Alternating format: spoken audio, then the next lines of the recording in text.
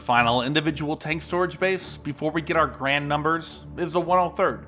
It's a storage base that rarely gets any updated satellite imagery, just due to how remote it is. The most recent one on Google being over 2 years old. So we were able to get an image. Buying this image for this base was a huge gamble. Just take a look at how the preview image looks. Obviously, they don't show you the full quality satellite image before you buy it, otherwise people just would look at it and never buy it. So they show you a much lower quality preview. And our base here falls right in a cluster of clouds. With the low quality preview, I made a guess to where the cloud cover would be and overlaying that on a full resolution image. And I figured it was worth taking the risk. I figured only 20 to 30% would be blocked. And we got real lucky. The clouds didn't obscure the main sections at all, and the clouds that were above areas were thin and transparent enough still to see and count all the vehicles below them. But before we continue, a word from our sponsor, Exter. Have you ever lost your wallet or your list of coordinates for military storage bases? We've all experienced that. Well, at least one of them. For storage, I keep a spreadsheet so I can always go back and find them. And for your wallet, our sponsor has you covered. One of their more signature items is the Finder card. It's just the size of any credit card that you put inside your wallet, connect to your iPhone, and you'll be able to see its exact location worldwide, or even ring it from your phone up to 300 feet away. And it could actually help you find military storage bases, if you happen to leave your wallet at one. But they have many more products as well, like this key case, so you don't have a huge mess of keys on a chain poking you. And you can even get it with a tracker as well in case you lose it.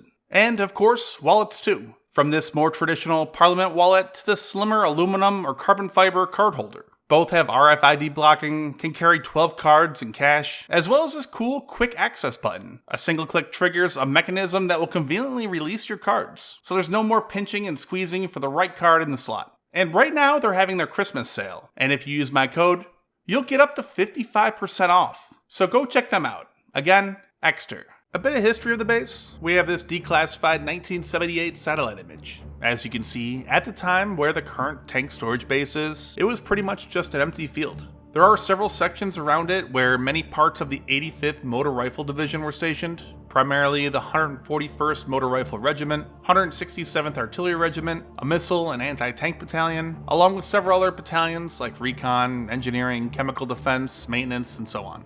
I've also seen conflicting documents saying that the 67th Reserve Tank Division was stationed here, but it doesn't seem like there's enough vehicles for that.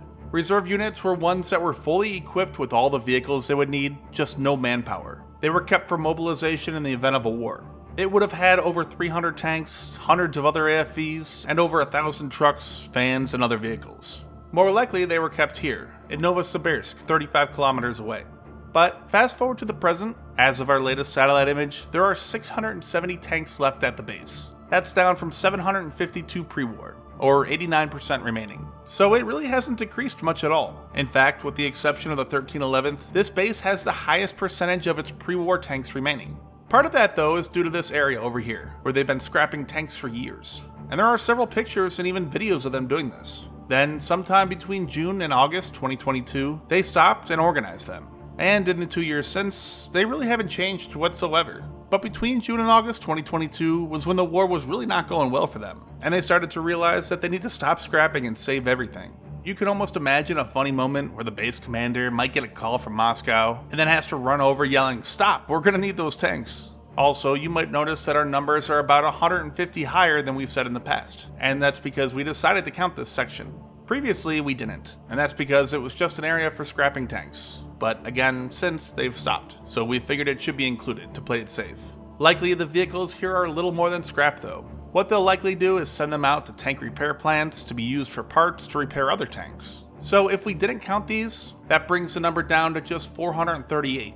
Another area we could possibly further discount, but less likely so, is this whole eastern section of the base. Here we have some good aerial images, and as you can see, they're mostly scrap.